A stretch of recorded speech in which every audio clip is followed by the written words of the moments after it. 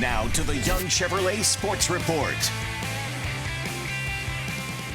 Good evening, welcome to Sports. I'm Yosef Nasser here at Ford Field, the site of the 2025 MHSAA State Wrestling Championships. This is one of the most unique events on the sports calendar. I think the thing that makes it so special is that the margin of victory for these wrestlers can be overwhelming. It can also come down to the final seconds. We had several local wrestlers looking to have their hands raised, so let's get right to the action.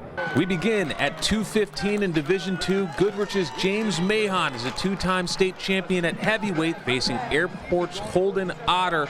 Mahon got to work fast, scores a takedown here later in the first period. Mahon has Otter in an arm bar, trying to make his shoulders touch the mat, and he does. Pinfall for Mahon to secure his third straight state title, this time at 215. He tells me his confidence has grown leaps and bounds since his first state title.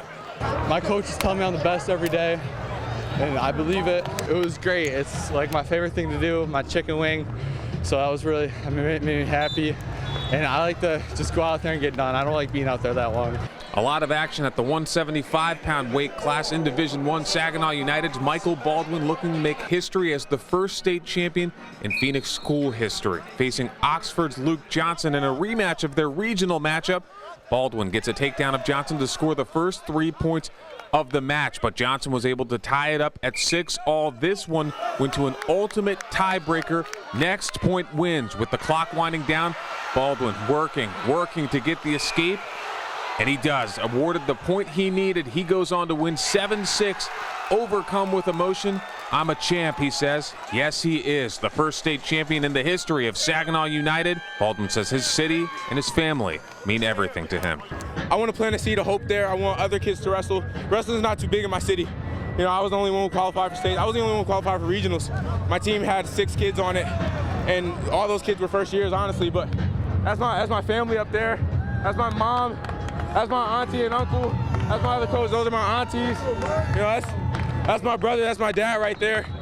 That's just, I got it done for them. I mean, they're here for me. I want to be here for them.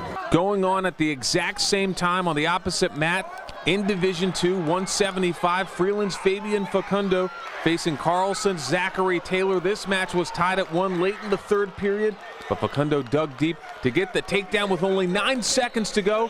He'd add a 4-point near fall to turn a close call into a resounding championship victory. I could see he was backing up, was heavy on his feet. That's what I wanted in order to get my takedown. In Division IV, Fred Hammond is the first Lakeville wrestler in 25 years to make it to the state finals, facing St. Louis's Drew Chellender at 165. After a 7-point first period, Hammond would add to his lead in the third with a 3-point takedown midway through the period. Then, less than a minute to go in regulation, he gets the near fall to win by tech fall.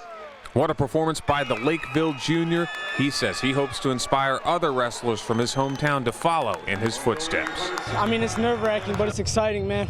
I'm glad I get to be that guy and set the way for future generations.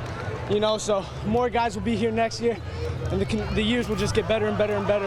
At 126, Kersley's Jeremiah Brown facing Quentin Cassidy of Cedar Springs. Cassidy got the action started with the takedown in the first.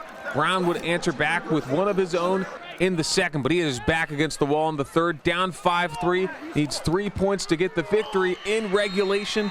And there it is, takedown with 31 seconds remaining. Brown comes back to win by a 6-5 decision. The senior closes his career on top as a state champ. I've trained too hard for this. I've worked countless days, countless nights, and to be a state champ, it's hype. Davison had 4 wrestlers make it to the final at 157. Kyle Jelenic facing Braylon Allback of Rockford. Jelenic was clinical in the first 2 periods, scoring 2 takedowns to grab a 7-2 lead, but he'd tweak his ankle on this takedown attempt. Allback would capitalize with 7 points in the third frame. Jelenic proved that he was one of Michigan's best and one of their toughest on Sunday, but ultimately Allback comes back to win 9-8.